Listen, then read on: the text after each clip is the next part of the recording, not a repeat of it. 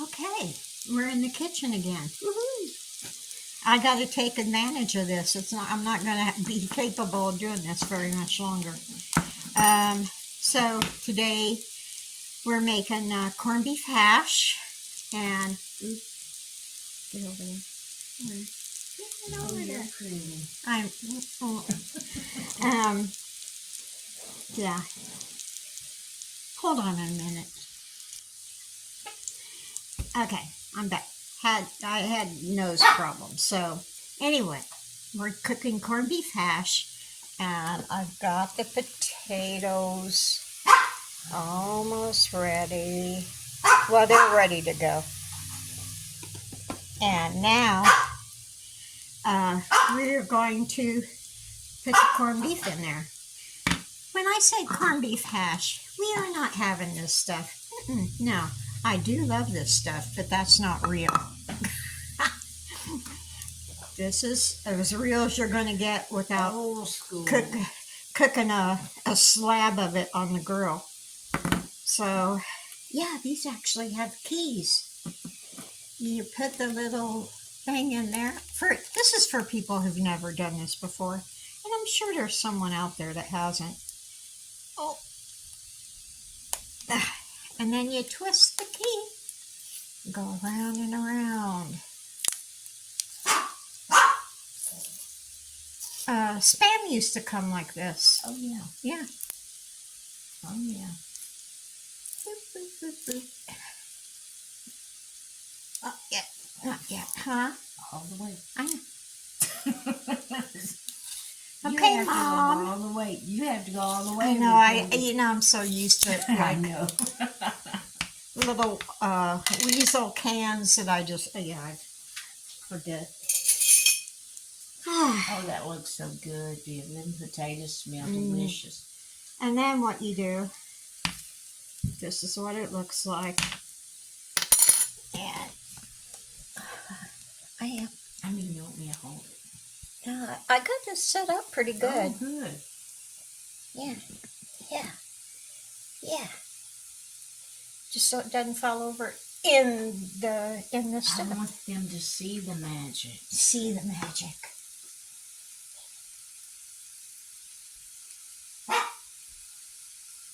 I mean, it doesn't look as appetizing as after it's cooked. Oh, I think it looks way better than that out of the can. And then you chop it all up. Vic, tell me, are there any spices you can add to it that would help enhance the flavor, like an onion powder or something? Well, onion powder, I always like to add, what is that? Seasoned salt. Seasoned salt.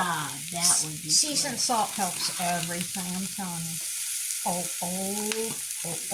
It's getting dark on the back.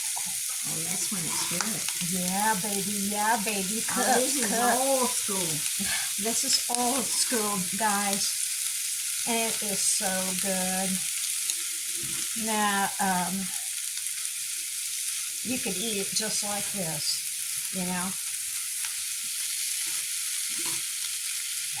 Yeah, but you want to get that corned beef in there a little crispy too.